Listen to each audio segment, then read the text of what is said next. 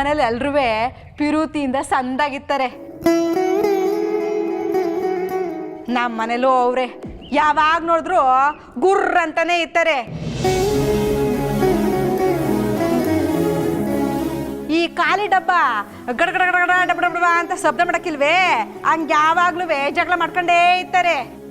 ಇವಾಗಿಂದ ಅಲ್ಲ ಕಣವ, ಮೊದ್ಲಿಂದನೂ ಆಟೆಯ. ಪಿರುತಿಯಿಂದ ಒಂದು 4 ಮಾತು ಕುಂತು ಮಾತಾಡಕ್ಕಿಲ್ಲ, ನಗಕ್ಕಿಲ್ಲ.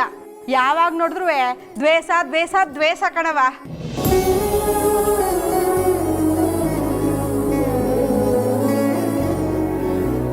ನಿಮ್ಮಂತವ್ರ ಮನೇಲಿ ಹುಟ್ಟೋದಿಕ್ಕೆ ಪುಣ್ಯ ಮಾಡಿರ್ಬೇಕು.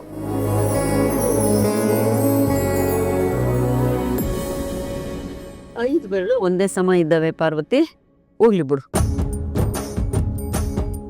ಹೌದು ಗೌರವ, ಅಪ್ಪಯ್ಯ ಅವಯ್ಯ ಹೆಂಗೆ ಅಂತ ನಾನು ನೋಡಿವ್ನಿ.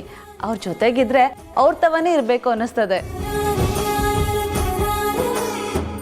ಕಣ ಗೌರವ, ನಿಮ್ಮ ಮನೆ ಜನ ನೋಡಿದ್ರೆ ಬೋ ಖುಷಿ ಆಯ್ತದೆ. ಯಾವಾಗಲೂ ಹಿಂಗೆ ಪಿರುತಿಯಿಂದ ಸಂದಕಿರಿ. ನಿಮ್ಗಳ ಆಶೀರ್ವಾದ ನನ್ನ ತವ್ರ ಮನೆ ಮೇಲೆ ಹೀಗೆ ಇರಲಿ. ನಾವಿರೋವರೆಗೂ ಯಾವಾಗಲೂ ಒಗ್ಗಟ್ಟಲ್ಲೇ ಇರ್ತೀವಿ. ನಮ್ಮನ್ನ ಯಾರು ಬೇರೆ ಮಾಡೋಕ್ಕಾಗಲ್ಲ.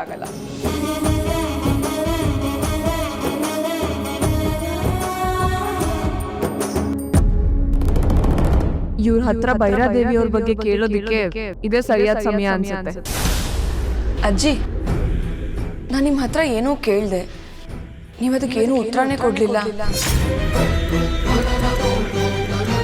ಅತ್ತೆ ಹತ್ರನೂ ಕೇಳಿದೆ, ಅವರು ಏನೂ ಹೇಳಲಿಲ್ಲ. ಅದೇನು ಕೇಳು ಗೌರವ, ಹೇಳುವ.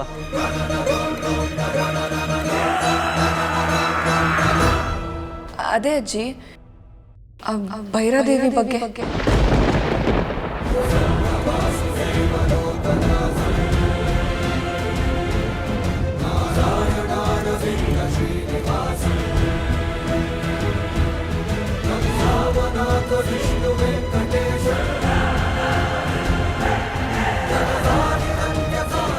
ಯಾರಜ್ಜಿ ಅವರು?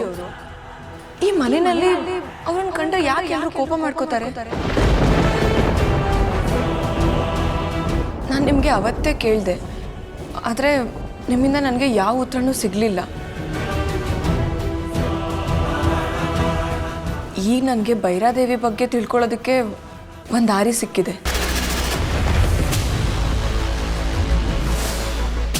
ನಮ್ಮ ಅತ್ತೆ ನಿಂಗೆ ಭೈರಾದೇವಿ ಅವ್ರನ್ನ ಭೇಟಿ ಮಾಡಿಸ್ತಾರೆ ಅಂತ ಹೇಳೋರೆ.